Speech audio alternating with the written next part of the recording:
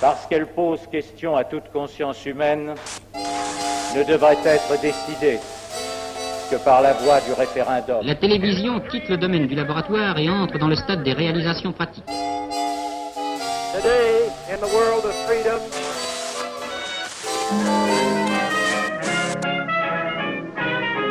Au studio des PTT, les nouveaux appareils de transmission sont braqués sur les interprètes de cette séance de gala diffusée par la Tour Eiffel. Avant, j'aimais pas la politique, c'est l'émission qui cherche à vous réconcilier avec la politique.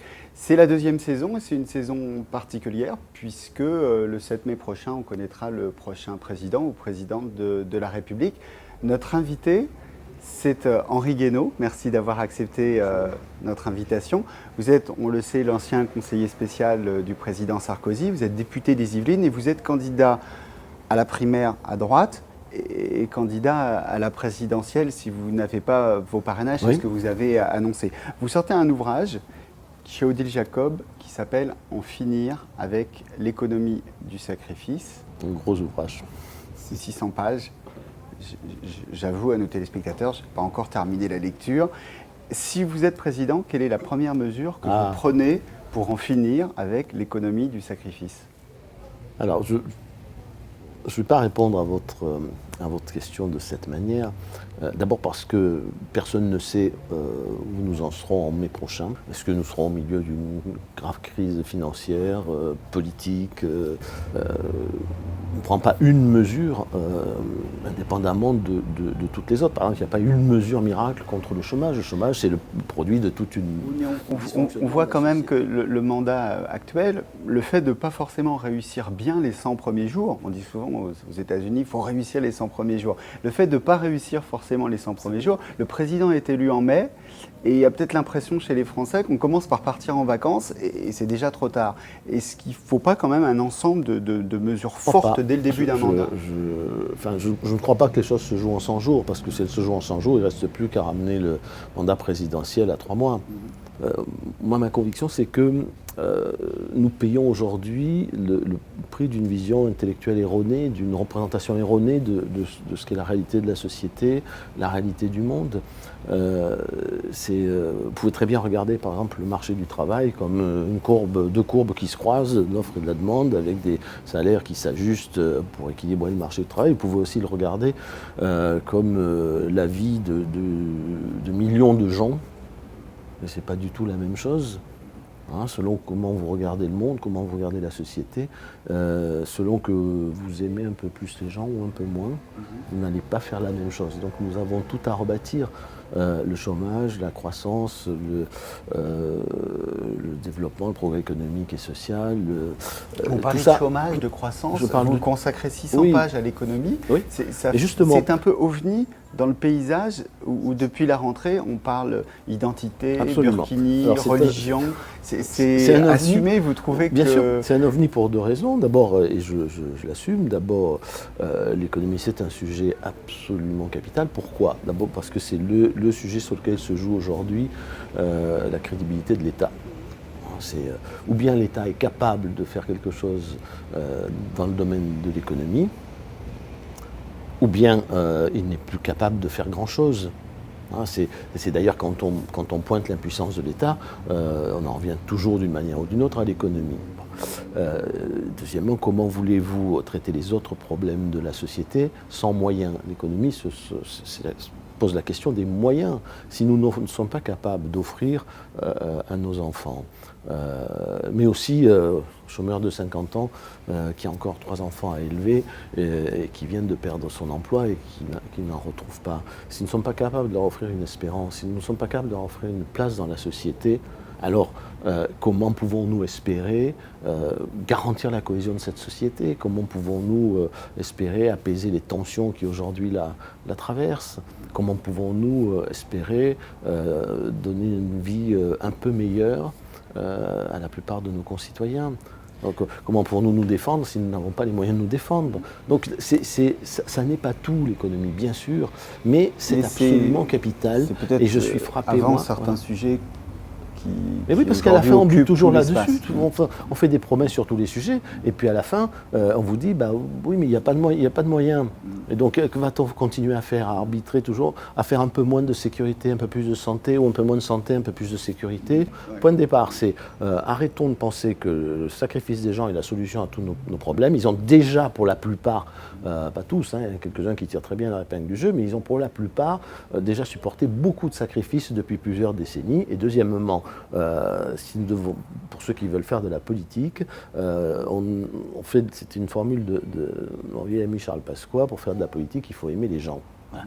Et peut-être qu'un de nos problèmes, c'est que nous, les politiciens, font depuis trop longtemps de la politique sans aimer les gens. Alors précisément, depuis quand aimez-vous les gens? Quand est-ce que vous avez décidé de faire de la politique? Est-ce qu'on voit là beaucoup d'hommes politiques, de femmes politiques, je les interroge, ils me disent c'est à 7 ans, c'est à 8 ans. Vous, dans votre parcours, on a l'impression que c'est venu progressivement. Est-ce que je me trompe? L'intérêt pour la politique, non, il est venu très très tôt, mais il se confondait avec l'intérêt pour l'histoire, avec l'intérêt pour les idées, pour la pensée. Je dirais que ma première émotion politique ce fut vers l'âge de 8 ans, dans un de mes premiers livres d'histoire à l'école primaire, un petit dessin qui représentait le général de Gaulle avec écrit en dessous « La France a perdu une bataille, mais la France n'a pas perdu la guerre ».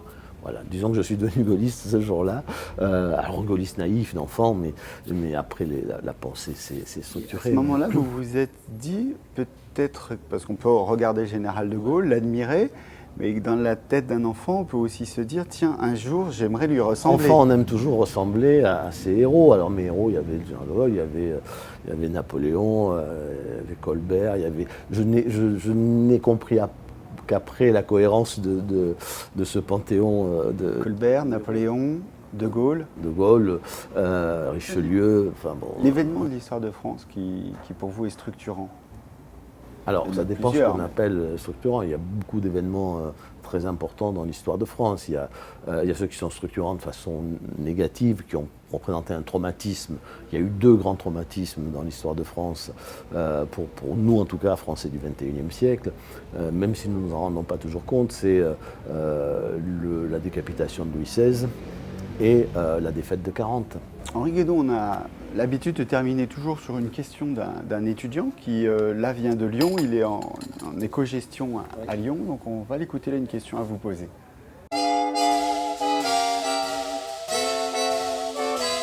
Bonjour Monsieur Guénaud, je m'appelle Paul Morillo, je suis un jeune bachelier et je m'apprête à débuter mes études en gestion et comptabilité.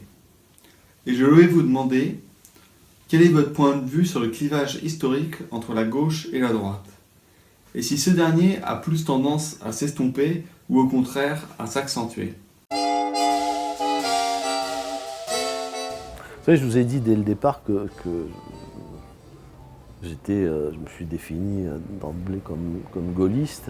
Et qu'est-ce que le gaulliste? Sinon d'abord la volonté de dépasser ce genre de clivage, à une époque d'ailleurs où ils étaient très marqués. Ils étaient très marqués d'ailleurs à cause du collectivisme et de l'ombre portée de l'Union soviétique.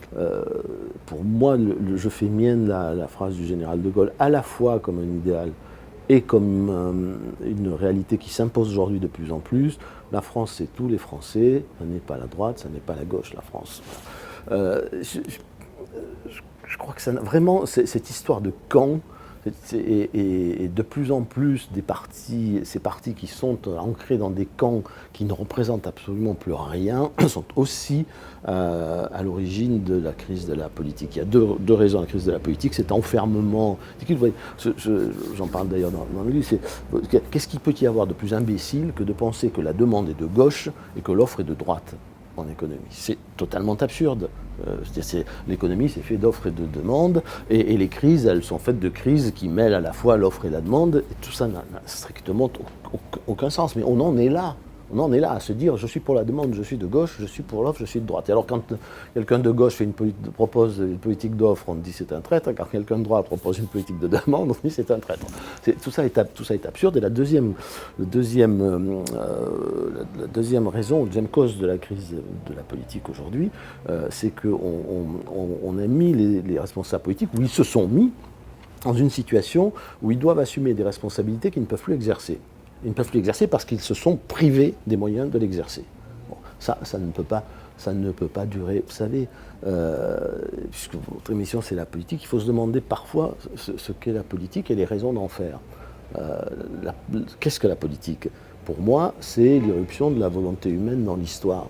C'est-à-dire cette volonté humaine qui, pour le meilleur ou pour le pire, mais au moins elle est humaine, s'oppose à tous les déterminismes, à toutes les forces anonymes qui prétendent faire l'histoire des hommes à la place des hommes, à la place des peuples. C'est que ce soit celle des marchés, que ce soit la technique, que ce soit tout ce qu'on appelait jadis une espèce de fatalité, quoi, contre lequel personne ne pourrait rien, que ce soit la nature. Et puis le deuxième point que je voudrais soulever, c'est que faire de la politique, ça signifie donc, à mes yeux, d'abord refuser de subir. Exprimer une volonté, c'est refuser de subir. C'est-à-dire que on fait de la politique quand l'état du monde ne vous convient pas et que vous voulez le changer. Alors changer un peu, beaucoup, de changer raisonnablement ou déraisonnablement, mais enfin, la politique c'est ça ou ça n'est rien. Si je ne veux pas changer ce qui est parce que je suis révolté par ce qui est, je ne fais pas de politique. Ah, ça sert à quoi sinon ? À conquérir des places auxquelles on finit par arriver après des vies de sacrifices pour dire de toute façon je n'y peux rien, c'est pas moi, ce sont les marchés, c'est Bruxelles, ce sont les juges, Nous avons créé un monde curieux dans lequel aujourd'hui on a laissé le gouvernement de la cité aux juges, aux traders, aux bureaucrates. C'est effrayant, c'est dans ce monde-là où est donc la volonté humaine. Sinon, dans un sursaut de la politique, elle n'est que ça, la politique. Sursaut de la politique. Henri Guénaud, merci d'avoir accepté notre invitation. Je rappelle votre ouvrage « En finir avec l'économie du sacrifice », c'est chez Odile Jacob. Je rappelle que vous êtes candidat à l'élection primaire, candidat à l'élection présidentielle, on attend, mais aussi... Oui, parce que j'en ai marre de la vieille politicienne. Donc pour une nouvelle politique. Et donc vous nous retrouvez à la fois sur Demain TV, sur FDM TV. À très bientôt.